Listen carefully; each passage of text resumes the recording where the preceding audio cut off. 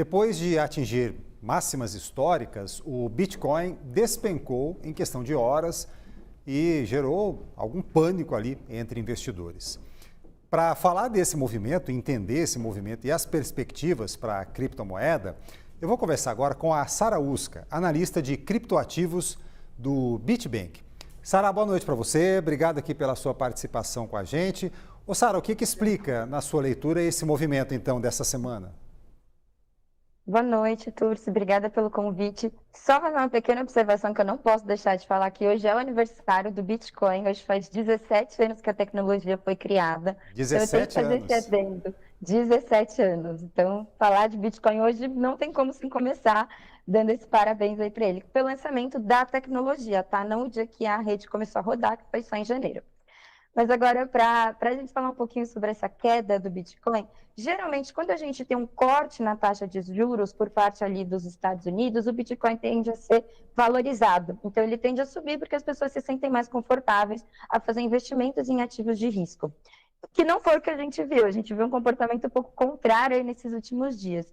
Mas o que aconteceu? Essa baixa dos juros, ela meio que já estava precificada. Então, o mercado reagiu antes a essa possibilidade da queda. Quando veio um anúncio de que esse corte seria bastante cauteloso, o tom foi bem cauteloso desse anúncio, o mercado não desenvolveu essa expectativa, né, de comprar mais e acabou reagindo mais à cautela do que o corte de juros em si, que já estava dado. Então, a reação veio antes. Esse é um dos fatores que a gente pode colocar aí, tá?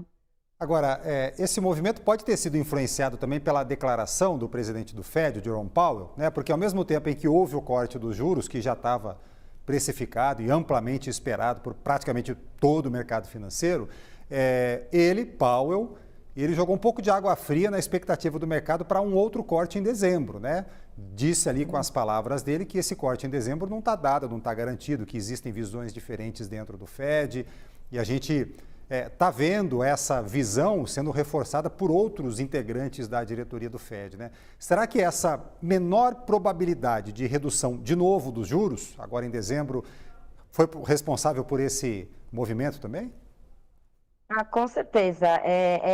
Foi essa cautela que colocou bastante pano frio ali nos investidores, inclusive nos investimentos institucionais. A gente viu que teve uma saída muito grande de investimento institucional, se a gente observar ETFs, saídas de ETFs de Ethereum e de Bitcoin também, e o que isso vai gerando um efeito em cascata. Então, teve essa cautela, né, nessa fala, quando teve o anúncio do Fed, que fizeram os investidores institucionais venderem suas posições, e isso vem um efeito em cascata, porque quem estava com posição alavancada liquidou, e isso foi liquidando automaticamente as ordens de venda quando o preço vai caindo, que vai fazendo o preço despencar mais um pouquinho, tá?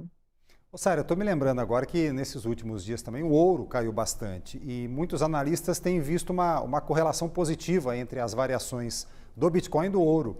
Essa queda do ouro, ao mesmo tempo, reforça essa ideia de correlação?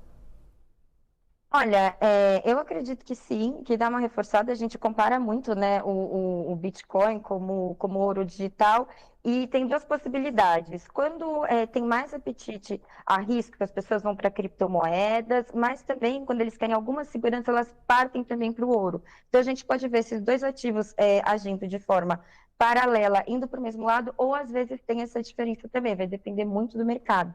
E outro fator interessante é que quando a gente tem estreitamento das relações políticas macroeconômicas, como aconteceu discretamente com China e Estados Unidos, o Bitcoin tende a se valorizar também, porque a gente tem um clima macroeconômico mais seguro, de novo, para apostar no risco. E a gente não viu isso. A gente viu que as liquidações, principalmente institucionais, foram mais fortes do que essa esperança, né, do que essa expectativa de que um cenário mais tranquilo possa investir em ativos de risco.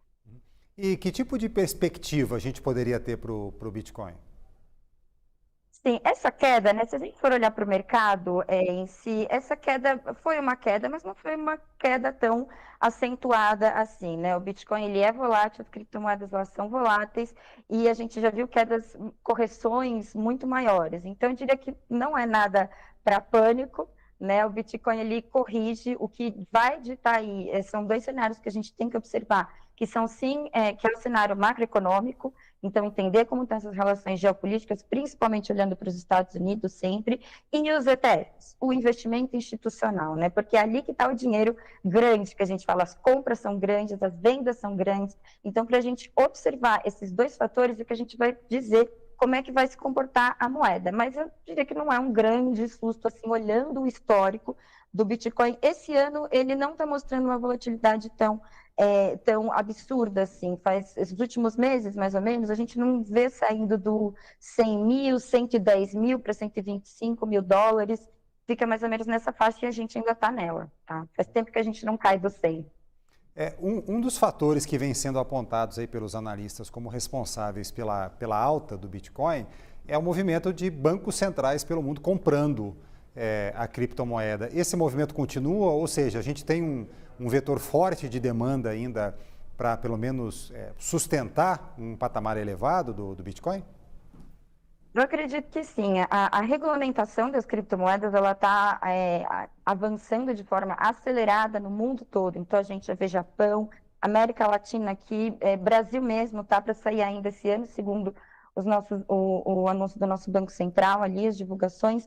Então a gente tem o mundo todo trabalhando nessa regulamentação, o que já mostra o grande potencial do avanço dessa tecnologia. E os bancos centrais terem uma reserva em criptomoeda é reflexo também dessa segurança e dessa regulamentação que vai proporcionar muito mais negócios, né? Todo mundo se sente mais confiante se tiver uma regulamentação aí. E aqui no Brasil, o mercado pede muito por essa regulamentação. Então, está todo mundo ansioso ali para fazer negócio, para ter mais segurança para fazer negócio. Sara Uska, analista de criptoativos do Bitbank, dando para a gente uma entrevista no dia, como ela lembrou, do aniversário de 17 anos do Bitcoin. Está chegando a maioridade aí, a mais famosa das criptomoedas. Obrigado, Sara, pela sua entrevista. Obrigada. Um bom fim de semana. Para vocês também. Obrigado.